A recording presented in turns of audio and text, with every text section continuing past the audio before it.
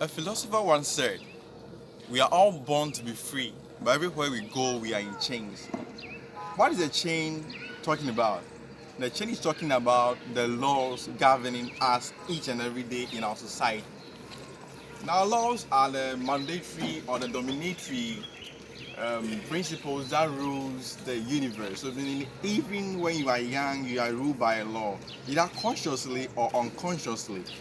Now, there is something that controls our mind, I believe, is a thought.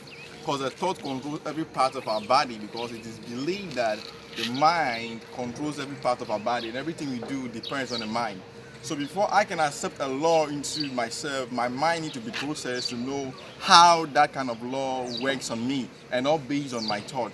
I believe when I was young, I don't know anything about electricity, but the first time I was shocked by electricity, it gave me a mind or thoughts about the law of electricity.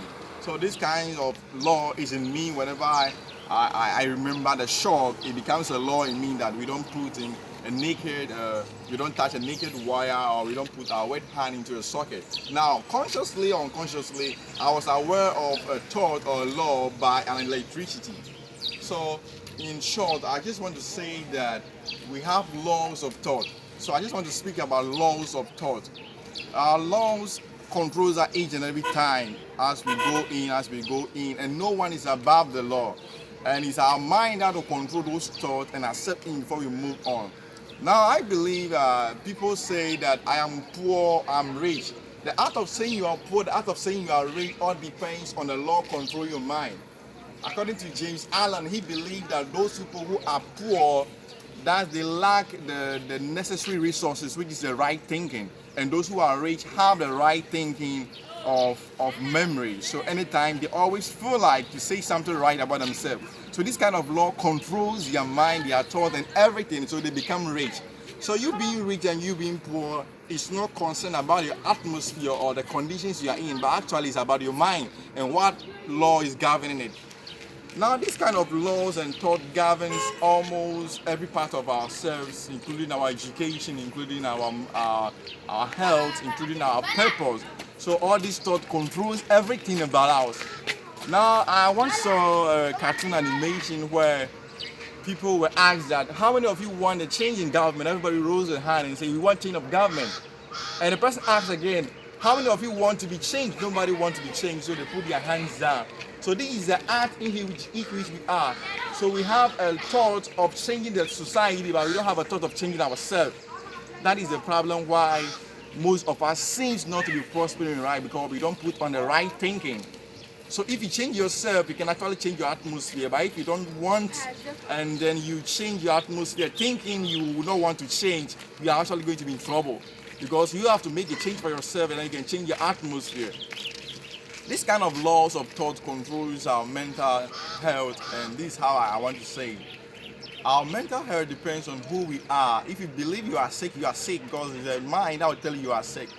I want you to remember that I heard a story of someone who was sick. He went to the hospital. He was diagnosed with cancer. So they took a blood sample of test, and then they sent it into the lab.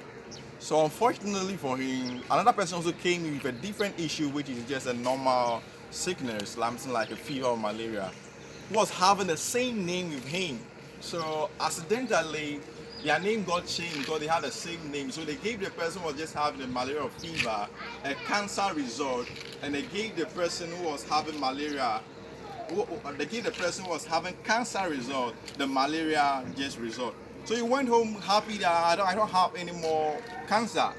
And the person who wasn't having cancer got the cancer result and was shocked. All of a sudden, the law of thought came into his mind, and that law was controlling him to the extent that he died out of cancer whilst he wasn't having cancer. So meaning these kind of laws govern our thought and they affect our mental health. So if you believe you are well, you are stable in your head, it's all belief in your thinking. Sometimes things happen to us in a way that it's not actually the thing, but it's like our mind tells us that this is what happened to you. So definitely your body will react to whatever your mind is thinking, and that law of thought will govern you, either good or bad. So you have the right choice to make your choice right or good. And I believe these laws of thought also controls our achievement. Most of the time people say, I want to be great in future. Are you changing yourself? Are you changing your thought? If you change your thoughts, you change yourself, you can actually be great in the future. But if you keep on saying words of discouragement to yourself, there's no way you're going to achieve because your thoughts are actually wrong. Wrong thinkings can determine your future, and the right thinking can determine your future because of the laws you create for yourself. Everything that we say carries a law, and laws are enforced by forces, either sin or unseen. It's actually in your mind, so anything you think of, it comes to pass for you. And I believe these kind of thoughts and these kind of thinkings need to be addressed very well for us to understand that our thoughts and our minds are very powerful in the doings of everything we do.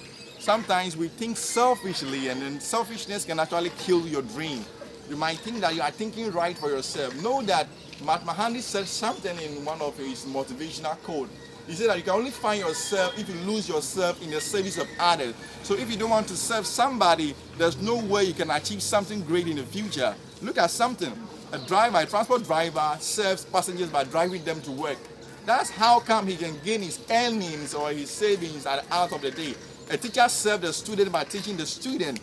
The teacher is actually serving. So if you don't want to serve, you want to be selfish in your thought, definitely you are not going to prosper. Meaning your achievement is going to be low because of the way you think. That's a selfish way of thinking. So there's a law that will guard that particular selfish way of thinking, which will limit you. And anytime you want to violate the law will tell you, no, you can't violate because that's the kind of law you set for yourself. So I just want to address that there are laws governing our thought, and if you are very careful of it, we can put this law into a positive thinking and actually increase in everything we do. Mahatma Gandhi also says something in one of his quotes. He says that your beliefs give birth to your thought give birth to your words give birth to your action give birth to your habit, and your habit give birth to your destiny. Meaning there's a belief in thought. Anything you believe works for you because of the mind. So actually, let's believe in the positive thinking. This is what I want to say, that there are laws of thought if only you believe in the right thinking. God bless you, and let's put on a right thinking because there are laws governing our thought. Thank you.